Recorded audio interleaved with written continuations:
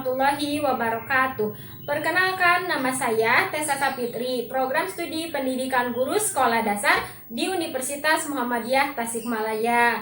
Video ini ditujukan untuk memenuhi salah satu tugas mata kuliah Al-Islam Kemuhammadiyahan 3 atau AIK 3. Di video kali ini saya akan membahas tentang hakikat iptek dalam pandangan Islam.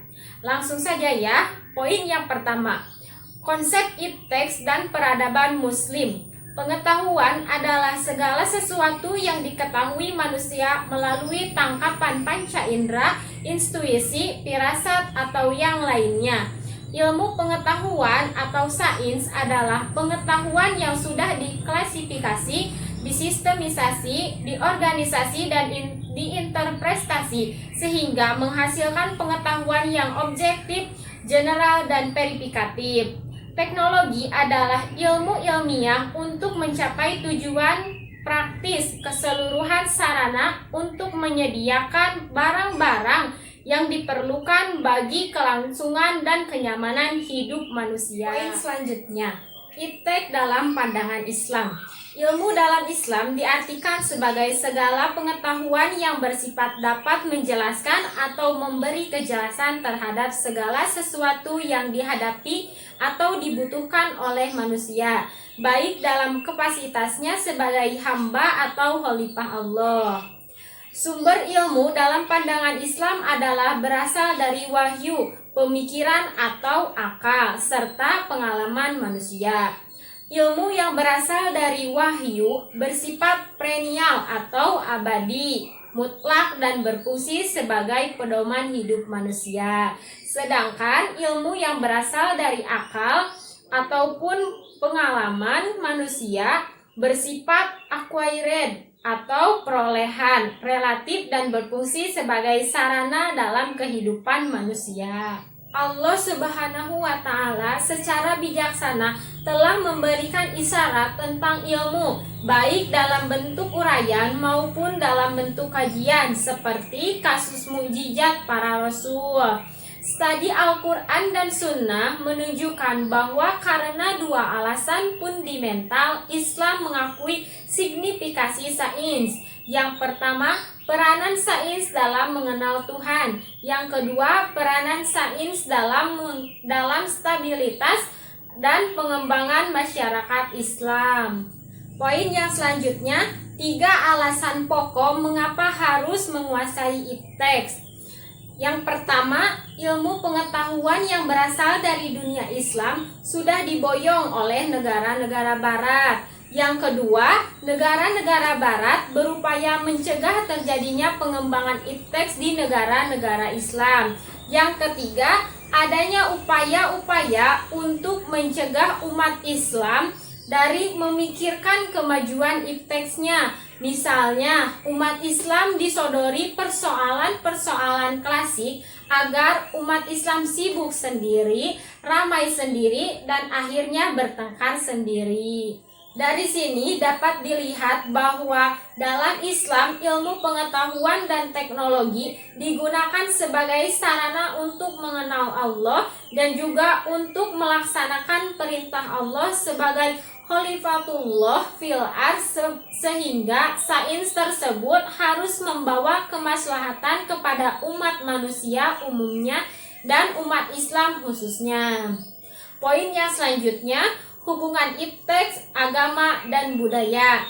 Agama dapat dilihat sebagai kepercayaan dan pola perilaku yang dimiliki oleh manusia untuk mengenali masalah-masalah penting dan aspek-aspek alam semesta yang tidak dikendalikannya dengan teknologi maupun sistem organisasi sosial yang dikenalinya.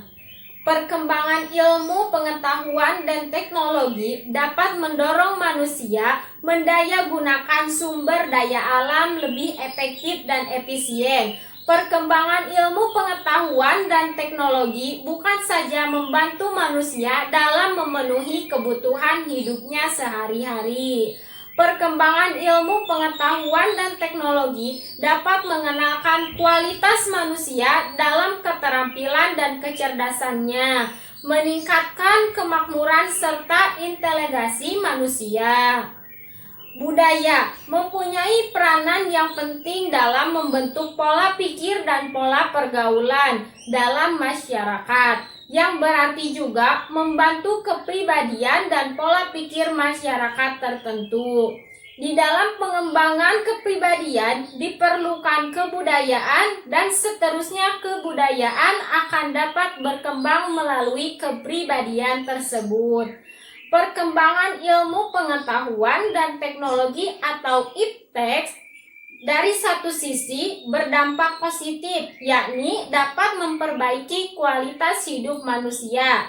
Tetapi di sisi lain tidak jarang iptek berdampak negatif karena merugikan dan membahayakan kehidupan dan martabat manusia. Kemudian, hukum sunatullah atau kausalitas. Sunatullah merupakan istilah dari bahasa Arab yang terdiri dari dua kata, yaitu sunnah dan Allah. Dengan digabungkannya dua kata tersebut, maka menjadi susunan idofah, yaitu susunan kata yang terdiri dari kata yang disandari atau mudhof dan kata yang disandarkan atau mudhof ilaih.